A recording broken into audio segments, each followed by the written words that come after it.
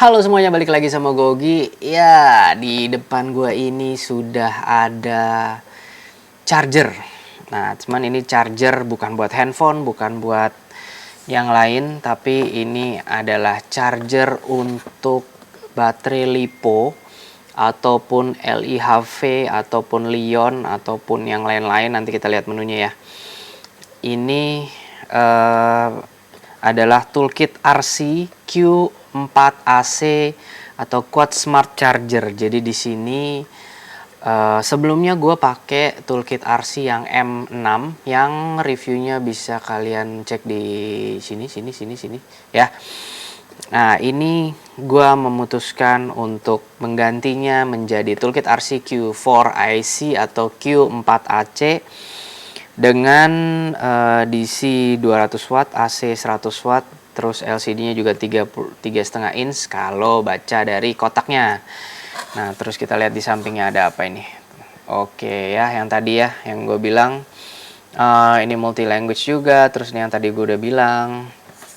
Oke, lihat di belakangnya ini bisa kelihatan. Nah, ini bisa inputnya AC di 100 sampai 240 volt, 1,5 ampere, atau pakai DC 200 watt 10 sampai 18 volt maksimal 20 ampere.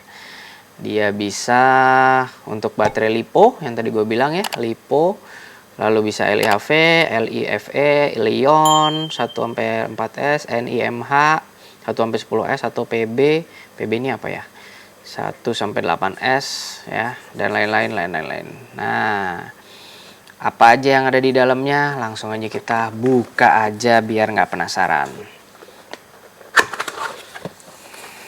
Tuh, ini dia barangnya, toolkit RC M lagi Q4AC ya. Ini di dalam pembeliannya kita dapat si chargernya.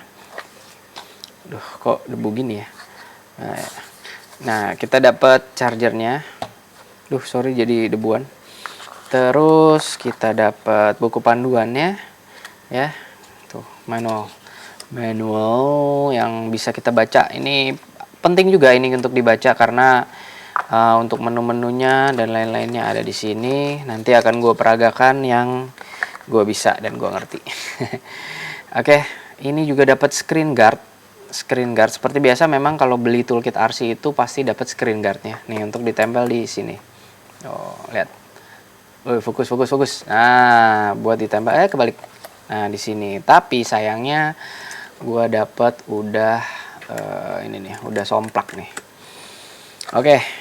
Dalamnya juga ada kabel micro USB dan ini fungsinya bukan buat ngecas buat apa, ini buat upgrade firmware-nya. Tapi biasanya gue kalau barang-barang kayak gini selama tidak bermasalah tidak gue upgrade ya. Siapa itu? Adalah salah satu kelebihan juga dari si toolkit RC Q4AC. Ya, ini kardusnya udah cukup jelas ya, kita singkirin dulu biar kita fokus ke produknya. Ini juga kita singkirin dulu, oke?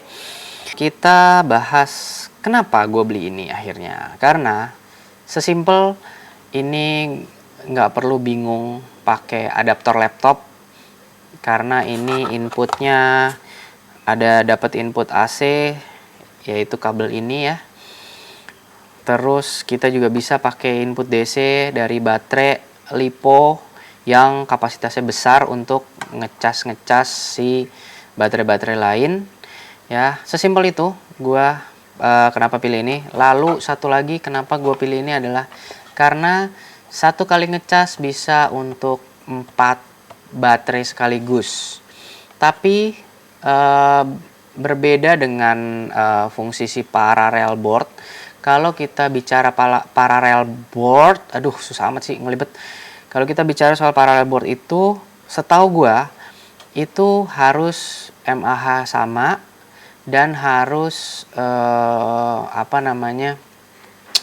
si S-nya sama. Jadi let's say lo mau ngecas 850 mAh 3S. Ya, semuanya kalau pakai parallel board harus 850 3S semua. Gitu, nggak bisa beda-beda. Teman-teman yang statement gue salah, kalau statement gue salah tolong teman-teman ini ya, dikasih tahu ya di kolom komentar, karena ini gue juga berdasarkan dari review teman-teman lain yang suka main bareng. Oke. Nah, kalau ini toolkit RC Q4IC ini dia ada 4 port, dan tiap port itu bisa baterai beda-beda. Let's say ini mau 2S, ini mau 3S, ini mau 4S, ini mau 4S tapi mAh-nya beda. Itu sangat bisa. Itu alasan yang sederhana, sangat sederhana, yang kenapa gue beli, akhirnya memutuskan untuk upgrade dari toolkit RC M6 ke toolkit RC yang Q4AC ini. Gitu ya. Oke, nggak usah lama-lama lagi, gue mau kasih lihat. Ini kita buka dulu. Salah. Ini kita colok di sini.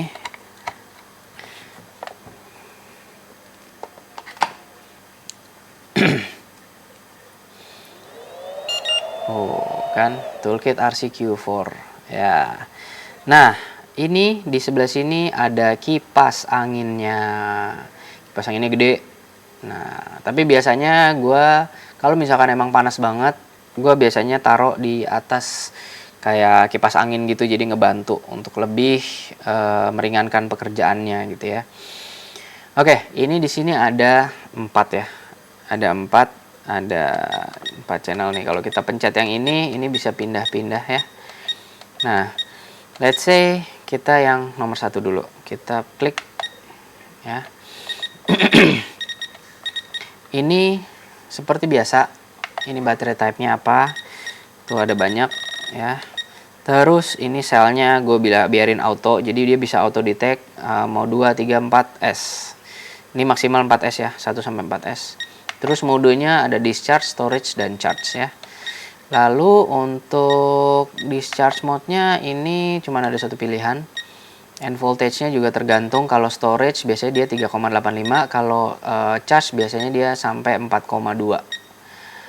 Ya, terus charge current-nya standar ya, teman-teman mungkin udah paham lah ya discharge-nya. Nah, ini salah satu juga yang gue suka ya. Ini jadi ketika kalian punya baterai yang mirip-mirip, atau kalian mau ada 4 baterai yang terpasang tapi teman-teman mau ngecas berbarengan gitu ya dengan settingan yang sama.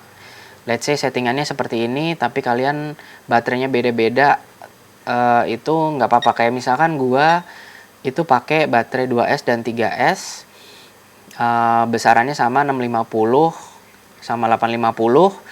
Gue pakai settingan ini ya. Nah, ini bisa langsung kita samakan settingannya dengan kita bisa samakan settingannya untuk baterai nomor 2, 3, dan 4 dengan cara kita klik. Tuh, ntar dia berubah warnanya, kita klik lagi, berubah warnanya, kita klik lagi. Jadi kalau ini udah diklik 2, 3, 4, settingan di nomor 1 itu akan diaplikasikan juga di settingan nomor 2, 3, dan 4, lalu kita tinggal pencet start. Nanti itu akan semua baterainya yang kecolok akan ngikutin settingan yang ada di layar ini ya. Oke, kita exit. Nah, ini kita tekan lama tombol yang ini kan ada scroll, ada bisa ditekan juga, bisa masuk ke setup atau setting. Nah, ini adalah beberapa nih settingannya ya. Settingannya kita lihat dulu yang input setting. Input setting itu power selectionnya gue auto. Jujur aja gue dari beli gue tidak pernah utak-utik ini. Tapi untuk informasi teman-teman semuanya, kita buka settingnya aja ya. Biar teman-teman juga bisa lihat settingan apa aja sih yang ada di dalam toolkit RC ini. Oke, ini power type-nya adapter, max power-nya berapa, max current-nya berapa, ini mengikuti dari standarnya ya. Itu. Lalu security setting nih apa nih? Oh, save international time. Ini save temperaturnya. Jadi kalau udah di 80, udah nyampe 80 Celcius, dia akan bunyi. Dan kita bisa nanti kita bisa ademin dulu, kita bisa stop dulu dan lain-lainnya.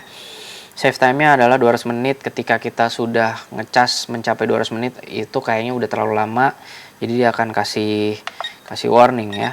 Ini kita bisa set ya di berapa. mau 100 menit juga boleh. Gue normally ngecas palingan cuman 1,5 jam biasanya kalau gue ngecas. Ya, save capacity juga. Oke, kalau continuous work ini di offin aja, jadi disesuaikan ya.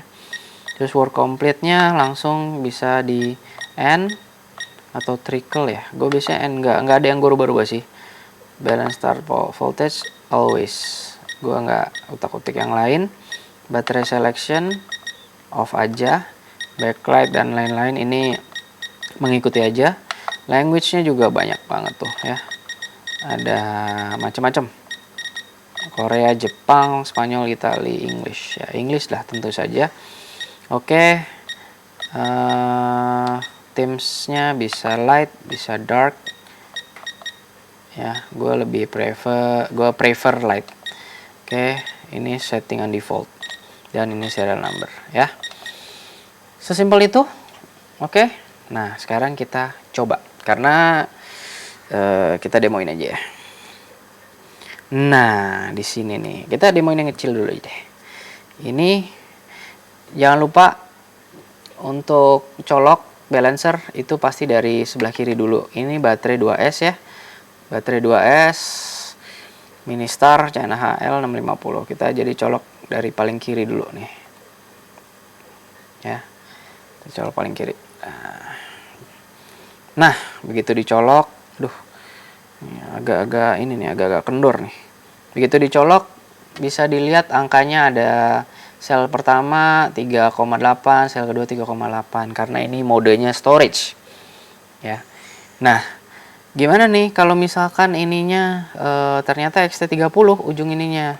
Gampang karena gua sudah siapin converter dari XT30 ke XT60. Tuh. Ya, tinggal kita colok. Nah, ini kan agak-agak longgar nih. Ya, diabaikan aja kalau mau diabaikan. Ntar ya, ini agak-agak merepotkan ini, Mang. Kekurangannya yang bisa teman-teman lihat adalah jarak dari sini ke sini sangat-sangat sulit tuh, ya. Baterainya agak-agak sulit. Jadi dia kadang kedetek, kadang enggak dan longgar. Oke, jadi let's say kita colok tes. Hup. Kita colokin juga sih ininya. Jadi begini posisinya. Ini kalau kesenggol, ini akan rentan copot si balancer nih. Walaupun di posisi kayak gini, dia masih aman ya. Oke, Oke, posisi kayak gini dia masih aman. Tapi untuk ngakalinnya, gue beli ini nih. Ini adalah balancer extender.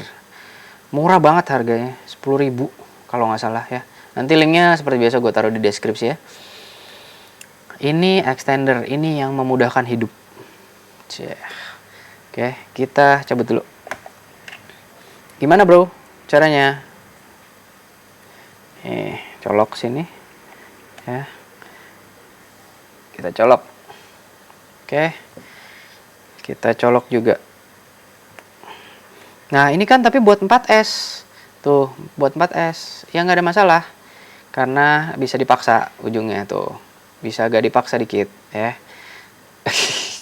Agak-agak metal. Ya kalian mau colok ini juga boleh dipatahin. Kalau misalkan emang ngerasa keganggu, yang bagian sininya dipatahin juga boleh, nggak apa-apa. Dipatahin atau digunting atau apa. Nah, ini dengan kayak gini dia lebih aman tuh. Dia nggak gampang copot. Nah, tinggal dicolok. Hub. Oke. Ya, sekarang itu di nomor 4. Nah, dia udah posisinya udah storage, jadi ya nggak usah didemoin kali ya. Kalau untuk ngecas storage dan lain-lain kan gue yakin teman-teman yang nonton udah lebih paham lah ya. Gitu. Terus sisanya ini kalau kalian mau curious about fitur-fitur yang lain bisa dilihat di sini nih. Gua kasih lihat ya. Ternyata nggak lengkap. Dia how to-nya nggak lengkap, nggak terlalu lengkap. Sebenarnya ada satu hal yang nggak ada di buku manual ini. Nggak cuma satu hal sih, ada beberapa hal yang nggak ada di buku manual. Yaitu tadi mau ngecas barengan, terus mau ngecek IR-nya aja nggak bisa nih gue, nggak tahu caranya gitu. Jadi nanti gue pelajari lagi ya. Karena di buku panduan ini nggak ada nih buat ngecek IR, padahal ngecek IR itu penting. Nah kalau di M6 itu gampang ngecek IR-nya gitu ya. Segitu dulu lah pokoknya. Gue harap ini videonya cukup jelas. Kalau misalkan emang ada yang kurang jelas, monggo ditanyakan di kolom komentar ya. Satu lagi ini ya, kalau kalian mau ngecek, mau ngetes gitu ya, ini gue coba colokin baterai 4S gue. Baterai 4S. Oke, baterai 4S dicolok ke sini. Detect ya, ini udah mode storage semua. Gue biasain setiap habis pulang main, udah sampai rumah, langsung gue storage lagi supaya baterainya awet. Dan biasanya gue banyakan di 3,7, itu gue udah turun sih. Udah mendarat 3,7 atau 3,6 gitu ya. Oke, segitu dulu kali ya. Kalau misalkan ada informasi tambahan lagi, nanti gue akan cantumin di GoPin atau gue bikin di community tab sebuah postingan. Oke, jangan lupa di follow juga Instagram gue, barangkali gue sesekali nanti mau update-update ya. Oke, segitu dulu dari gue. Seperti biasa, always be grateful for what you have, Gogi. Ciao!